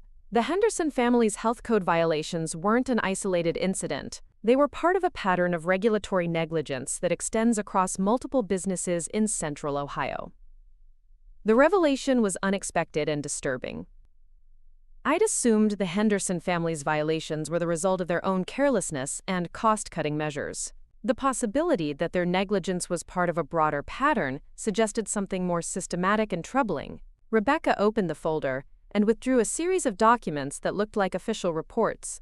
Over the past 2 years, the Ohio Department of Health has documented similar violations at 6 different food service operations in this region. Expired ingredients, improper temperature storage, inadequate sanitation procedures. The same patterns you identified at Henderson's home cooking. As she spoke, Rebecca laid out photographs and inspection reports that showed violations remarkably similar to what I'd documented. The evidence suggested a level of systematic negligence that went far beyond individual business failures. The common thread, Rebecca continued, is that all of these businesses were clients of Hartwell Food Distribution, a wholesale supplier that's been cutting costs by selling expired and substandard products to restaurants and catering operations throughout the region. Quote, "The implications of her revelation were staggering. If the Henderson family had been unknowingly purchasing expired ingredients from their supplier, it would fundamentally change the narrative of criminal negligence that had destroyed their business." But Rebecca wasn't finished with her revelations. She withdrew another set of documents from her folder, these bearing the letterhead of various insurance companies and legal firms. "Here's where it gets really interesting," she said, her journalistic instincts clearly engaged by the complexity of what she'd uncovered. "Hartwell Food Distribution has been systematically targeting family-owned food service businesses, selling them expired products at discount prices, then tipping off health inspectors when the businesses use those products." The words hit me like a physical blow. The anonymous complaints that had triggered the Henderson investigation, the perfectly timed inspection that had destroyed their most important networking event, the comprehensive nature of the violations that had been discovered. None of it had been coincidence. "You're saying the Henderson family was set up?" I asked, my voice barely above a whisper as I processed the implications of what Rebecca was telling me. "I'm saying they were victims of a sophisticated insurance fraud scheme," she replied, her expression grim. "Hartwell would sell expired products to family businesses, wait for those businesses to use the products in violation of health codes, then trigger investigations that would result in insurance claims and property seizures. The revelation forced me to reevaluate everything I thought I understood about the events that had led to the Henderson family's downfall. If they had been purchasing ingredients they believed to be fresh from a supplier they trusted, their violations might have been the result of deception rather than willful negligence. But Rebecca had saved the most shocking revelation for last. She withdrew a final document from her folder, this one bearing my own name in the header. "Ms. Miller, according to my investigation, Hartwell Food Distribution specifically researched the Henderson family operation before targeting them. They knew about your background as a food safety inspector, they knew about your chronic illness and your position within the household. They were counting on you to identify and report the violations they were creating." The words seemed to echo in the small cafe as I struggled to process their meaning. The documentation I'd compiled so carefully, the professional expertise I'd used to build an airtight case against the Henderson family, the satisfaction I'd felt at finally being taken seriously as a professional. All of it had been orchestrated by criminals who had used my own skills against the family I'd been trying to protect. "They used me," I said, the realization settling over me like a weight. "They turned me into a weapon against my own family." Rebecca nodded sympathetically. "The beautiful part of their scheme, from a criminal perspective, was that your documentation was completely accurate. The violations were real, the health hazards were genuine, and your professional observations were impeccable. But the source of those violations wasn't the Henderson family's negligence. It was Hartwell's systematic deception." The cafe around us seemed to fade as I absorbed the full scope of what had been done. The Henderson family's business hadn't been destroyed by their own carelessness or my professional integrity. It had been destroyed by sophisticated criminals who had manipulated both their trust and my expertise to achieve their fraudulent goals. "How many other families have been victimized by this scheme?" I asked, though I wasn't sure I wanted to know the answer. 12 businesses that we've identified so far," Rebecca replied. "All family-owned operations, all destroyed by health code violations, traced back to Hartwell products, all resulting in insurance payouts and property seizures that benefited Hartwell's corporate partners." The scope of the criminal enterprise was breathtaking in its audacity and devastating in its impact. Dozens of families had lost their livelihoods, hundreds of employees had lost their jobs, and entire communities had lost established businesses, all to feed a sophisticated fraud scheme that used government regulatory systems as weapons against innocent victims. But the personal implications for me were equally devastating. The professional validation I'd felt, the satisfaction of finally being taken seriously as an expert, the sense of purpose that had come from protecting public safety, all of it had been corrupted by the realization that I'd been manipulated into destroying the family I'd promised to love and protect. "Ms. Miller," Rebecca said gently, apparently recognizing the emotional impact her revelations were having, "I want you to understand that none of this diminishes the validity of your professional observations or the importance of your work. The violations you documented were real and dangerous. The fact that they were artificially created doesn't change the fact that customers were at risk." Her attempt at reassurance was well-intentioned but missed the deeper issue. Yes, my professional work had been accurate and important, but it had also been used as a tool of victimization against people I cared about, regardless of how they had treated me. "What happens now?" I asked, though I suspected the answer would be complex and unsatisfying. "The FBI is building cases against Hartwell Food Distribution and their corporate partners," Rebecca explained. "The evidence is substantial, and arrests are expected within the next few weeks.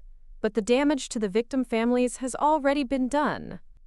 Most of the businesses that were targeted have closed permanently, and the legal proceedings to recover damages could take years."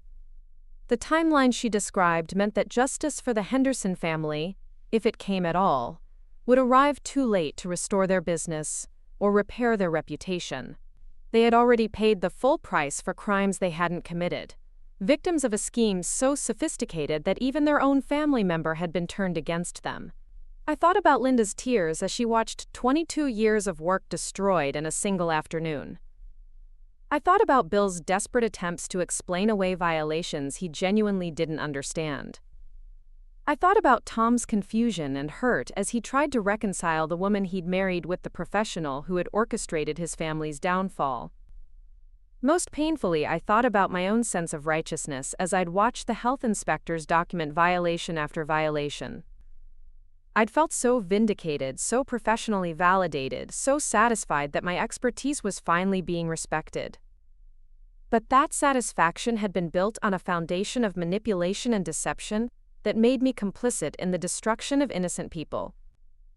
"Rebecca, I need to ask you something, and I need you to be completely honest with me," I said, my voice steady despite the emotional turmoil I was experiencing. "In your investigation, did you find any evidence that the Henderson family knew they were purchasing expired products? Any indication that they were willfully participating in endangering their customers?" She consulted her notes carefully before responding. "None whatsoever. All of the evidence suggests they believed they were purchasing fresh, properly dated ingredients from a trusted supplier. Their violations appear to have been entirely unknowing, the result of systematic deception rather than willful negligence." The confirmation of their innocence was both relieving and devastating. Relieving because it meant the family I'd cared about weren't the callous criminals I'd believed them to be. Devastating because it meant I'd been the instrument of their destruction, despite their fundamental innocence. Rebecca was studying my expression with the perceptive eyes of someone who understood the emotional complexity of the situation. "Ms. Miller, I know this information is difficult to process, but I want you to consider something. The fact that you were positioned to identify these violations, the fact that your professional training allowed you to document them so thoroughly, that's also what's going to bring down the criminals who orchestrated this scheme." Her perspective offered a different way of understanding my role in the events. Rather than being simply a victim or an unwitting accomplice, I could choose to see myself as someone whose expertise had ultimately served justice, even if the path had been more complex than I'd originally understood. "What do you need from me for your investigation?" I asked, recognizing that my cooperation could be crucial to ensuring the real criminals faced consequences for their actions. "Your documentation of the Henderson violations is already part of the FBI's case file," Rebecca explained. "But your insight into how the scheme operated, your perspective on how you were manipulated into participating, that could be invaluable for understanding how to prevent similar fraud in the future. The possibility of turning my experience into something that could protect other families from similar victimization offered a path toward redemption that I hadn't expected. My expertise had been used as a weapon against innocent people, but it could also be used as a shield to protect others from the same fate." Over the following weeks, I worked closely with federal investigators to understand exactly how the Hartwell scheme had operated and how my professional background had made me an ideal, unwitting accomplice. The process was emotionally difficult but professionally illuminating, revealing the sophisticated ways that criminals could exploit regulatory systems and family dynamics to achieve their goals. The investigation also led to a painful but necessary conversation with Tom, who had been struggling with his own guilt about how his family had treated me during our marriage. When I shared Rebecca's revelations with him, his reaction was a complex mixture of relief, anger, and renewed grief for what his family had lost. "Katie, knowing that we were set up doesn't change the fact that we treated you terribly," he said during one of our conversations. "We dismissed your expertise, excluded you from important decisions, and made you feel worthless because of your illness. The criminals who targeted us were able to use those dynamics against us because we'd already created them." His acknowledgement of their culpability in creating the conditions that made the scheme possible was both mature and heartbreaking. The Henderson family had been victims of a sophisticated crime, but they had also been contributors to the family dysfunction that made that crime possible. "Tom, I've been thinking about that too," I replied. The criminals exploited our family problems, but they didn't create them. The way your family treated my chronic illness, the way my professional knowledge was dismissed, the way I was excluded from important events, those were real issues that made their manipulation possible. Our conversation led to a broader discussion about how families affected by chronic illness often struggle to balance accommodation with inclusion, protection with respect. The Henderson family's mistakes hadn't made them deserving of criminal victimization, but understanding those mistakes was crucial to preventing similar exploitation in the future. The FBI arrests came 3 months later, making national news as the scope of the Hartwell fraud scheme became public. 17 people were charged with various crimes ranging from fraud to racketeering, and the investigation revealed similar schemes operating in 4 other states. The criminal enterprise had systematically destroyed over 50 family businesses, stealing millions of dollars in insurance payouts and property seizures. But perhaps the most satisfying aspect of the arrests was the recognition that my professional work had been instrumental in bringing down the criminals. My documentation of the Henderson violations had provided the template that investigators used to identify the pattern across multiple businesses. My expertise had been turned against me and my family, but ultimately it had served justice. The Henderson family's vindication in the press was complete but bittersweet. Media coverage emphasized their status as victims rather than perpetrators, but their business was already gone, and their reputation in the local food service industry had been permanently damaged. The criminal convictions didn't restore their livelihood or repair the relationships that had been destroyed in the aftermath of the investigation. Linda reached out to me after the arrests were announced, her voice carrying a mixture of gratitude and lingering hurt when she called. "Katie, I want you to know that I understand now what really happened. We were all victims of those criminals, but I also want you to know that learning about the fraud doesn't erase the pain of how we treated you, or how that treatment made their scheme possible." Her acknowledgement of both their victimization and their culpability was more honest and mature than I'd expected. The criminal scheme had exploited existing family dysfunction, but it hadn't created that dysfunction from nothing. "Linda, I appreciate you saying that," I replied.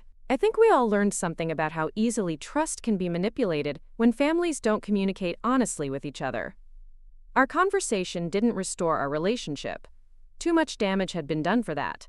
But it did provide a sense of closure that allowed both of us to move forward with greater understanding of what had really happened. The experience fundamentally changed my approach to my consulting work. I now spend significant time helping food service businesses understand not just technical compliance issues, but also how to create family and workplace dynamics that are resistant to external manipulation. My chronic illness experience has become an asset in helping families understand how to include and value members whose contributions might be different from traditional expectations. 2 years after the Henderson investigation, I was invited to speak at the National Food Safety Conference about the intersection of family dynamics and regulatory compliance. My presentation, titled "When Expertise Becomes a Weapon: Protecting Families from Sophisticated Fraud," was well received by professionals who recognized the importance of understanding how personal relationships can be exploited by criminals. The recognition I received from the food safety community for my role in uncovering the Hartwell scheme was professionally validating in ways that went beyond my original desire for family acceptance. I had become known not just as someone who could identify violations, but as someone who understood the complex human dynamics that made those violations possible. Tom and I maintained a cordial relationship after our divorce, both of us having learned important lessons about communication, respect, and the ways that chronic illness can affect family dynamics. He eventually remarried and started a small restaurant in another state, building his new business with safety protocols that reflected everything his family had learned from their experience. The Henderson family farmhouse was eventually purchased by a young couple who converted it into a bed and breakfast, removing all traces of the commercial kitchen operation that had been the heart of the family's empire. When I drove past the property occasionally, I felt a complex mixture of sadness for what had been lost and satisfaction for what had been learned. The chronic fatigue syndrome that had been used to diminish and exclude me from the Henderson family ultimately became the foundation for a new understanding of how to value expertise, regardless of the physical circumstances in which it's applied. My condition hadn't made me less capable of important work. It had simply required that work to be structured differently. The criminals who had targeted the Henderson family had counted on being able to manipulate both their trust and my expertise to achieve their fraudulent goals. But in the end, my professional knowledge had served justice rather than crime, protection rather than destruction. The expertise they had tried to weaponize against innocent people had ultimately become the tool that brought them to justice. The dinner they said I was too sick to attend had indeed made them sick, not with the food poisoning they had been unknowingly risking, but with the realization that their treatment of family members with chronic illness had made them vulnerable to sophisticated criminals who understood how to exploit those dynamics. Sometimes justice takes longer than we expect and arrives in forms we don't anticipate. Sometimes being underestimated provides exactly the cover needed to uncover the truth. And sometimes the people who dismiss your expertise end up relying on that same expertise to understand what really happened to them. The Henderson family had learned that chronic illness doesn't diminish the value of expertise. It just changes how that expertise can be applied. And I had learned that being excluded from someone else's success story can sometimes lead to becoming the hero of a much more important story about truth, justice, and the complex ways that families can both hurt and heal each other. 5 years after the Hartwell food distribution scandal transformed my understanding of expertise, justice, and family dynamics, I found myself standing before a congressional subcommittee in Washington, D.C., preparing to testify about regulatory reform in the food safety industry. The mahogany-paneled hearing room was filled with lawmakers, industry representatives, and advocates who had gathered to address the systemic vulnerabilities that sophisticated criminals had exploited across multiple states. The invitation to testify had come from Senator Patricia Williams, who chaired the Senate Subcommittee on Food Safety and Public Health. Her office had contacted me after reading about my role in uncovering the fraud scheme that had victimized dozens of family businesses while exploiting regulatory systems designed to protect public safety. Ms. Miller, Senator Williams had said during our preliminary conversation, "Your unique perspective as both a victim and an expert in this case provides insights that could help us prevent similar schemes in the future. Your testimony could be instrumental in shaping legislation that protects both consumers and small businesses from sophisticated fraud." The opportunity to influence national policy felt surreal, given that just a few years earlier, I'd been dismissed as too sick to contribute to a family dinner. But my work in exposing the Hartwell scheme had established me as a leading authority on the intersection of regulatory compliance and criminal exploitation, an expertise that was now being sought at the highest levels of government. As I took my seat at the witness table, I couldn't help but reflect on the journey that had brought me to this moment. The chronic fatigue syndrome that had been used to marginalize and exclude me had ultimately provided the time and perspective necessary to observe patterns that others had missed. My illness hadn't diminished my professional value. It had simply required that value to be recognized and applied in different ways. The hearing room was filled with people whose lives had been affected by the systematic fraud that had destroyed family businesses across the country. I recognized several faces from the support group I'd helped establish for victims of the Hartwell scheme, families who had lost everything to criminals who had manipulated their trust and exploited regulatory systems designed to protect public safety. Maria Santos sat in the gallery, the former owner of Santos Family Catering in Cincinnati, whose business had been destroyed by the same tactics used against the Henderson family. Her 3 generations of recipes and 28 years of community service had been reduced to bankruptcy and criminal charges that were later dropped when the fraud was exposed. The vindication had come too late to save her business, but her advocacy work had been instrumental in building support for the regulatory reforms we were discussing today. Next to Maria sat Robert Chen, whose family restaurant had been targeted by Hartwell's scheme in Cleveland. Unlike some victims who had retreated from the food service industry entirely, Robert had rebuilt his operation with enhanced safety protocols and had become a vocal advocate for small business protection. His new restaurant now served as a model for compliance practices that were resistant to external manipulation. Senator Williams called the hearing to order, her voice carrying the authority of someone who understood the serious policy implications of what we were discussing. Today we examine how sophisticated criminals have exploited our food safety regulatory system to victimize innocent businesses while endangering public health. Our witnesses will help us understand how these schemes operate and what legislative changes are needed to prevent future victimization. The first witness was FBI Special Agent Jennifer Clark, who had led the multi-state investigation that brought down the Hartwell organization. Her testimony outlined the scope of the criminal enterprise with clinical precision, describing how the scheme had operated across 4 states and victimized over 60 businesses before being exposed. The sophistication of this fraud scheme exceeded anything we'd previously encountered in the food safety sector, Agent Clark explained to the subcommittee. The criminals didn't just sell expired products. They researched their victims extensively, identifying family dynamics and regulatory vulnerabilities that could be exploited to maximize the damage their products would cause. Her description of the research phase was particularly chilling. The Hartwell organization had employed former health inspectors and business consultants to analyze potential victims, identifying businesses with complex family dynamics, older facility systems, and high-pressure operating environments that would make temporary compliance difficult to maintain. In Ms. Miller's case, Agent Clark continued, the criminals specifically identified her background as a former health inspector and her position within the Henderson household. They counted on her professional training to identify the violations their products would create, turning her expertise into a weapon against her own family.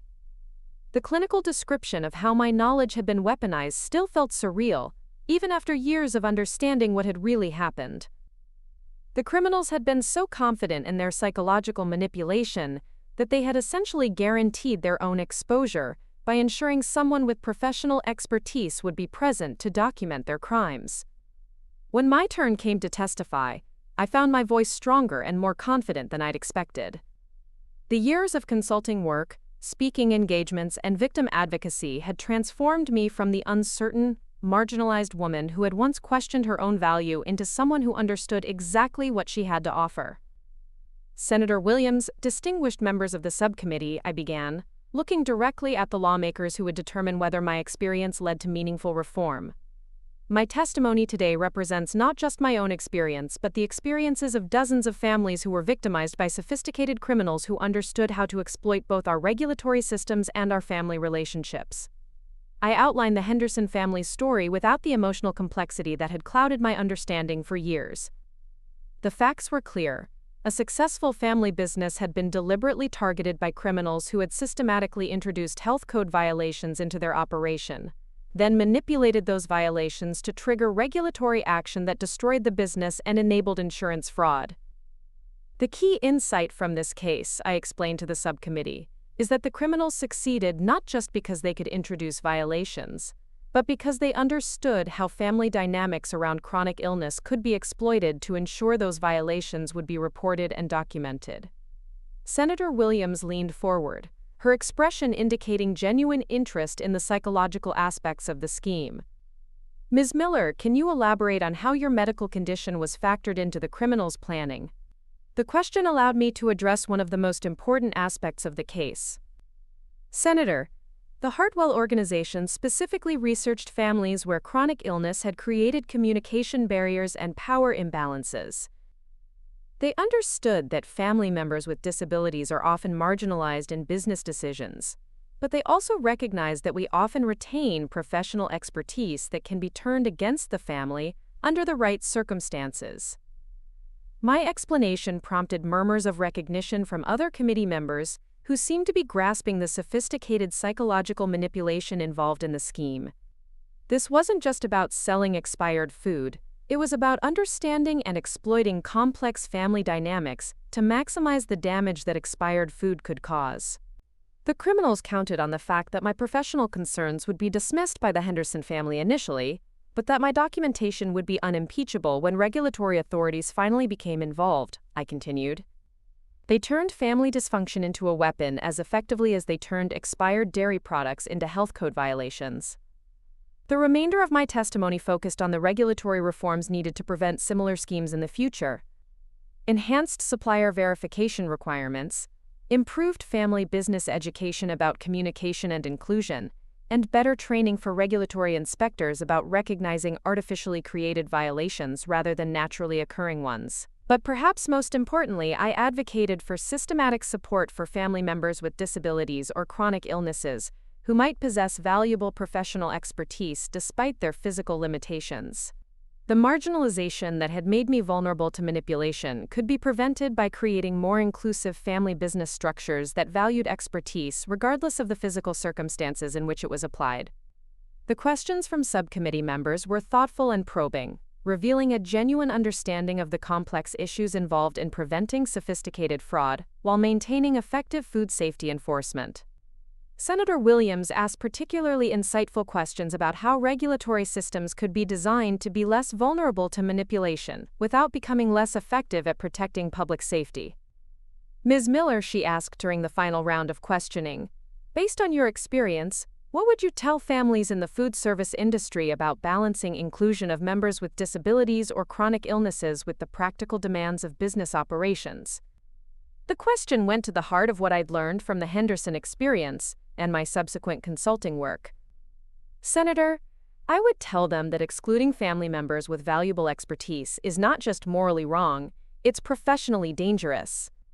The Henderson family's dismissal of my concerns didn't just hurt my feelings. It made them vulnerable to sophisticated criminals who understood how to exploit that dismissal. My answer seemed to resonate with several committee members who nodded in recognition of the practical as well as ethical implications of family inclusion policies. After the hearing concluded, I found myself surrounded by advocates, industry representatives, and other witnesses who wanted to discuss the implications of what we'd heard. The conversation was energizing in ways that reminded me why I'd been drawn to food safety work originally. It was about protecting people, building systems that worked, and using expertise to solve important problems. Maria Santos approached me as the crowd began to disperse, her expression carrying a mixture of gratitude and ongoing grief for what she'd lost.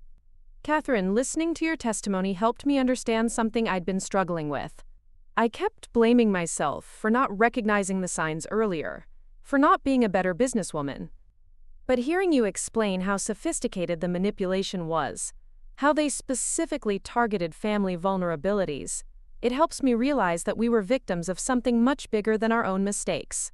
Her words echoed conversations I'd had with dozens of fraud victims over the years. The sophisticated nature of the Hartwell scheme had left many victims questioning their own judgment and business acumen, unable to recognize that they'd been targeted by professionals who understood exactly how to exploit trust and family dynamics. Maria, that's exactly why this legislative process is so important, I replied. We need systems that protect families from this kind of sophisticated manipulation, not just regulations that punish violations after they occur. The months following the congressional hearing brought a flurry of activity, as lawmakers worked to draft legislation incorporating the recommendations that had emerged from our testimony. The proposed reforms addressed supplier verification, family business education, regulatory inspector training, and support systems for businesses affected by fraud schemes. But perhaps more significantly for me personally, the hearing had established my reputation as a national expert on regulatory reform and disability inclusion in family businesses. Speaking invitations poured in from industry associations, academic institutions, and advocacy organizations that wanted to understand how expertise could be valued and protected, regardless of physical limitations. The chronic fatigue syndrome that had once been seen as a barrier to professional success had become an integral part of my expertise. My understanding of how illness affects family dynamics, how marginalization creates vulnerabilities, and how inclusion can serve as protection against external threats was directly informed by my personal experience with disability. 6 months after the congressional hearing, I received an unexpected phone call that would bring my story full circle in ways I couldn't have anticipated. The caller identified himself as David Park, the new owner of the former Henderson family farmhouse, which he and his wife had converted into a successful bed and breakfast operation. Ms. Miller, he said, his voice carrying genuine warmth. I hope you don't mind me reaching out, but I wanted you to know that we've been following your advocacy work since we purchased the property.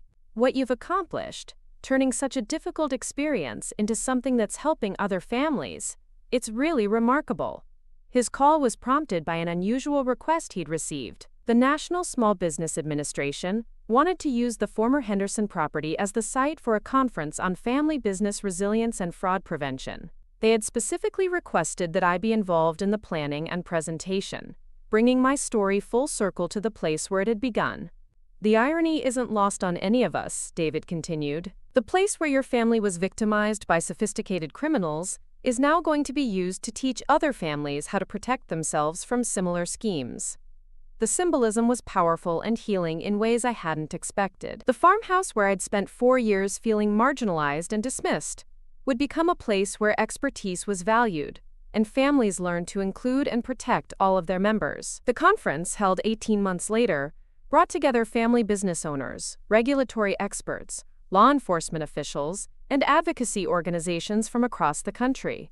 The restored farmhouse provided an intimate setting for discussions about vulnerability, resilience, and the ways that families could protect themselves from both external threats and internal dysfunction.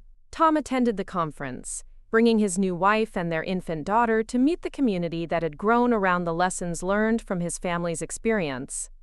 Our conversation was warm but complex, both of us having learned important lessons about communication, respect, and the ways that crisis can either destroy relationships or transform them into something more honest.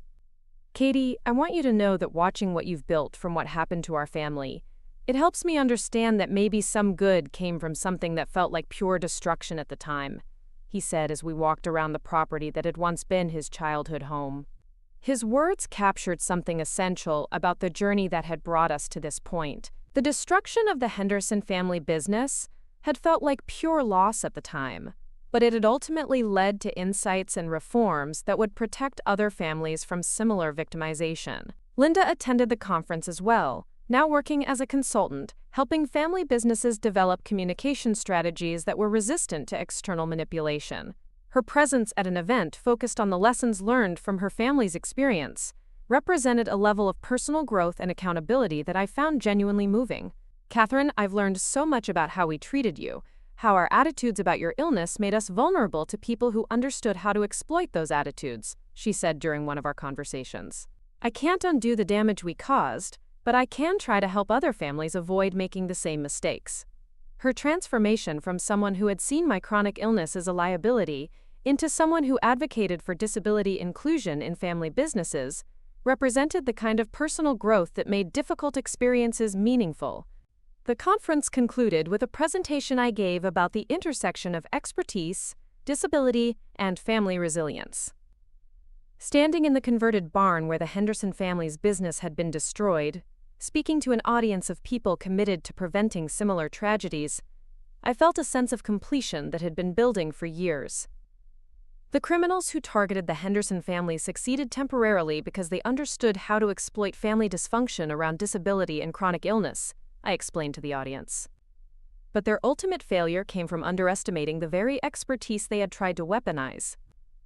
They thought they could control how my professional knowledge would be used, but expertise has a way of serving truth, regardless of the intentions of those who try to manipulate it.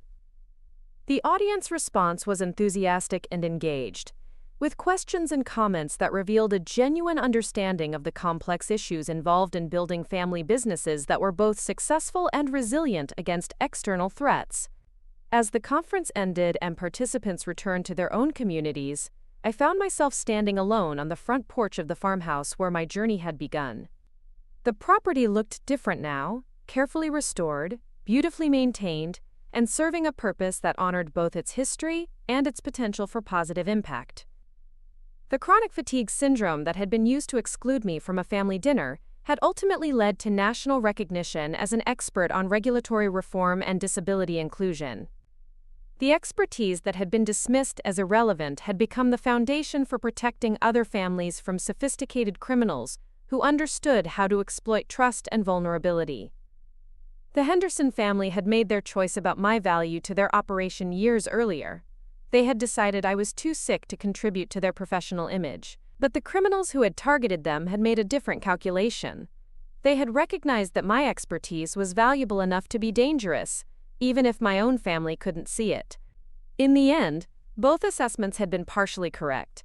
I had been too sick to contribute to the Henderson family's success in the ways they expected and valued. But I had been exactly healthy enough to contribute to justice, reform, and protection for families across the country who faced similar threats.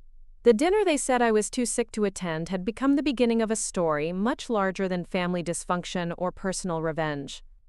It had become a story about how expertise emerges in unexpected forms, how marginalized voices can become powerful agents of change, and how the most devastating experiences can sometimes lead to the most meaningful contributions. Standing on that porch, looking out at the farmland where the Henderson family had built their dreams and lost their business, I understood that my story wasn't really about proving anyone wrong or getting revenge for past hurts. It was about discovering that value and expertise can't be diminished by other people's inability to recognize them, and that sometimes being excluded from someone else's story is exactly what's needed to begin writing your own. The woman they had considered too sick to matter had mattered very much indeed, just not in the ways any of us had originally expected. Up next, you've got 2 more standout stories right on your screen. If this one hit the mark, you won't want to pass these up. Just click and check them out.